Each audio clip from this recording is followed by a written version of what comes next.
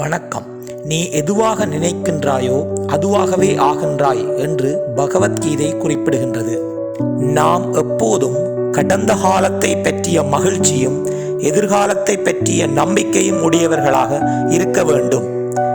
கால் எடுத்து வைக்கின்ற ஒவ்வொரு அடியும் முதல் அடி இறைவன் மீது நம்பிக்கையும், இரண்டாம் அடி எங்கள் மீது நம்பிக்கையும் உடையவர்களாக இருக்க வேண்டும். ஒரு நாள் நடுநிசி சிறுவன் ஒருவன் படுத்திருந்த அறையிலிருந்து பெரிய குரல் ஒன்று கேட்டது. உடனே அவனுடைய தாய் எழுந்து அலறி அடித்து கொண்டு ஓடினாள். அவளுக்கு ஒன்றுமே புரியவில்லை. மகன் படுத்திருந்த அறையை நோக்கி ஓடோடி சென்றாள்.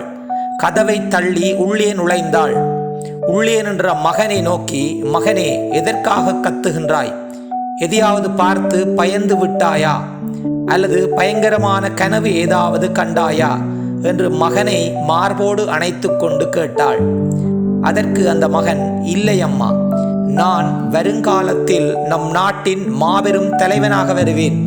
அப்போது நான் எத்தனையோ பேருக்கு முன்னால் நின்று வன்மையோடு பேச வேண்டும், மிகப்பெரிய சொற்பொழிவு ஆற்ற வேண்டும்.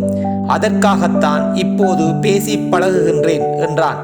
அந்த 12 வயது சிறுவன் தான் எதுவாக வரப்போகின்றேன் என்பதை இளம் வயதிலேயே சிந்தித்து விட்டான். அவன்தான் எதிர்காலத்தில் மிகப்பெரிய தலைவனாக வந்த முசோலினி. எனவே நாமும் எதிர்காலத்தில் எதுவாக வர விரும்புகின்றோமோ அதை பற்றிய எண்ணங்களோட வாழ்வில் வாழ வேண்டும். எண்ணம் போல் வாழ்க்கை. நன்றி.